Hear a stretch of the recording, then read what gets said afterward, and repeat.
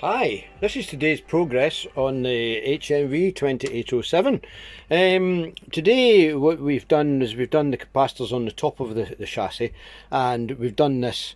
Now this is not it's quite awkward actually, the way it's made.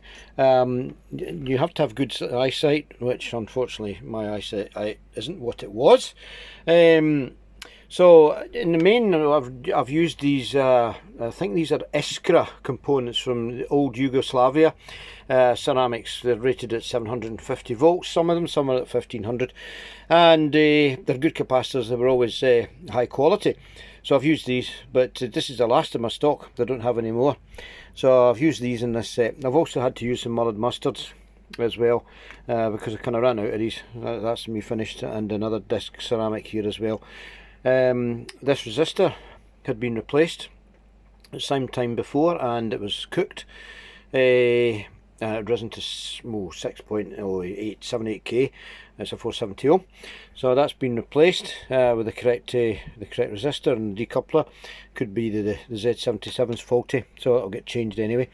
And what else really? Nothing else. They've done the heater capacitors, etc. in it. So there's one hiding in the back there that I haven't done yet. Even now you can see it. It's not been done. But that's across a cathode, so that's not one I need to worry about too much. It'll be fine.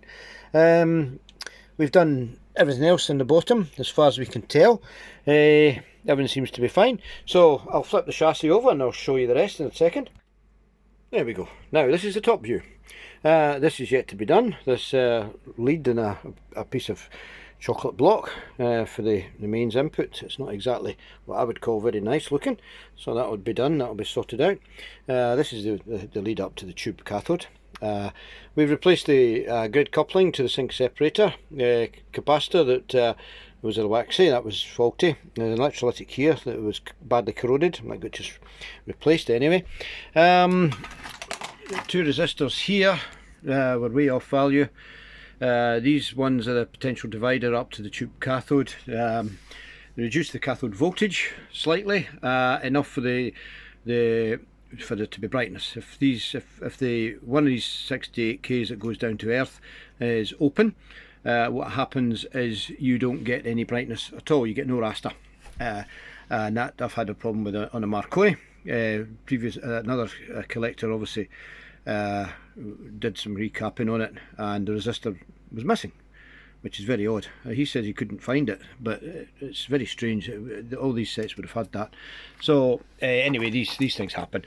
Possibly snipped out and they didn't realise, but that's not an issue. So anyway, this capacitor here has been replaced. This electrolytic.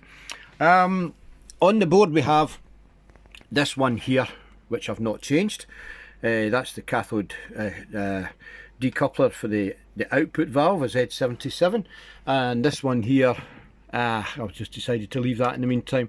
I'm hoping that will reform. It looks okay visually, there's no bulging on it or anything like that, so I hope that might reform, and we'll see. I'm still waiting on a 12SN7. I've got one from a forum member. It's in the post at the moment, so once that comes, that valve will be fitted, and what we'll do is we'll link out the heaters for the CRT. We'll basically short them out, and we'll just bring it up on the bench as is, and see if something happens, see if it does something. But what we do in actual fact is we do it in a very slow process indeed. I can usually take maybe 2 to 3 hours, sometimes even longer for me to do that, because I bring it up in the variac very slowly, because the HT, as we know, rises first before there's any load. But this RS capacitor has been kicking about in here for a long time. It's new old stock admittedly, but it will need reformed. It's been lying so many years. So that, and along with this boy here, this needs to be reformed. So the HT will come up slowly. None of this plug into the mains and hope for the best. Tune for maximum smoke, which I don't believe in personally. It's not the way I do it. So we do that.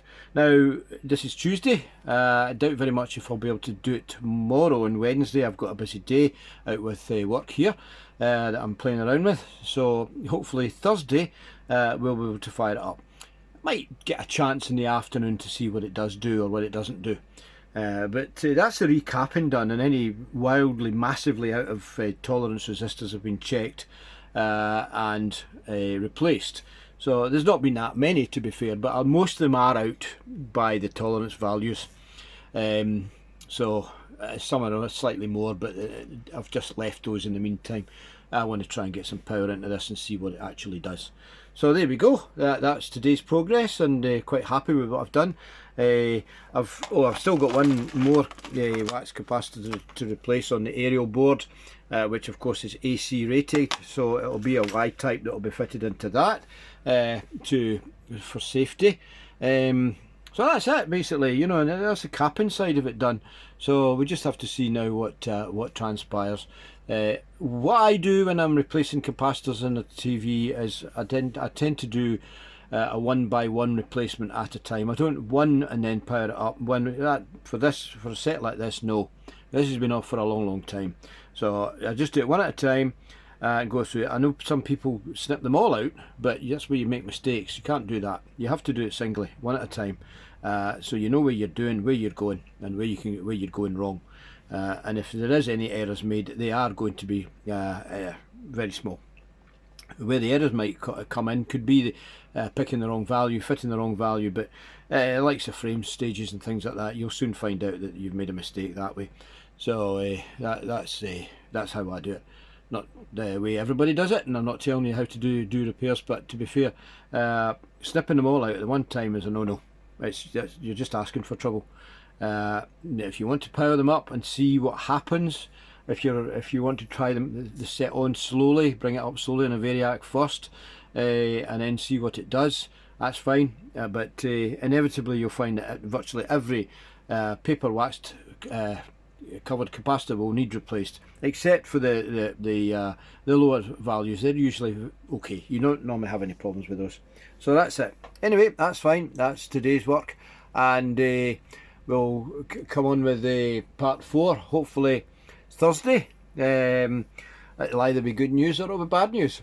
So there we go. Okay guys, thanks for watching. Take care. Bye bye now.